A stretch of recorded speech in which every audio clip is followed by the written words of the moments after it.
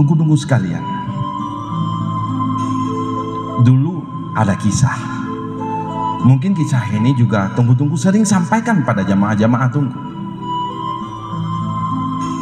Teringat tunggu ada kisah Fudil bin Iyad, seorang perampok yang kemudian beliau berubah menjadi aulia Allah, berubah menjadi ulama besar.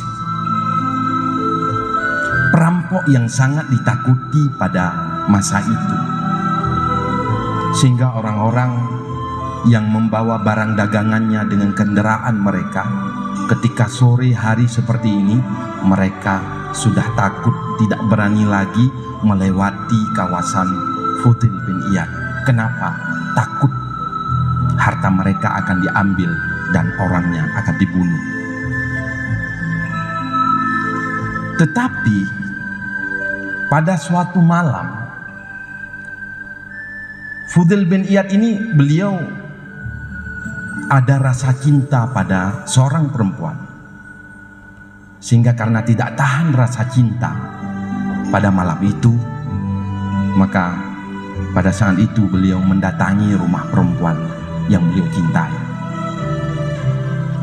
Perempuan yang beliau cintai, di dalam rumahnya beliau sedang membaca Al-Quran, sehingga pada malam itu Fudil memanjat dinding rumah perempuan yang dia cintai itu untuk mengintip perempuan yang dia cintai.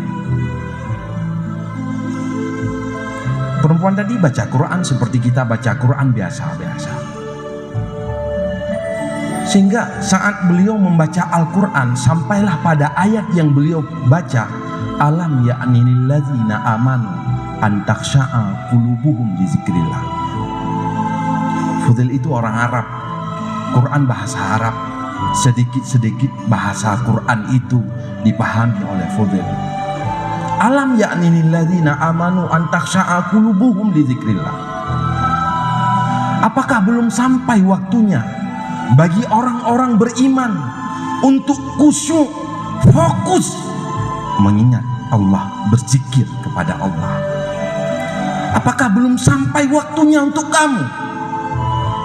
Sehingga Fudil pada malam itu, ketika mendengar ayat yang dibaca oleh perempuan tadi, seakan-akan itu adalah teguran keras bagi Fudil bin Iyad, sehingga dari dinding rumah perempuan tadi beliau jatuh ke bawah dan beliau bangkit dengan linangan air mata.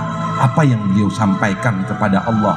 Qad ana ya Allah, qad ana ya Allah, sudah sampai waktunya ya Allah, sudah sampai waktunya ya Allah.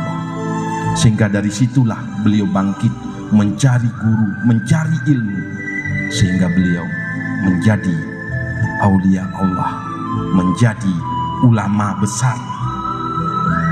Kalau kita baca kitab-kitab Imam Al-Ghazali, banyak sekali menulis nasihat Fudil bin Iyad.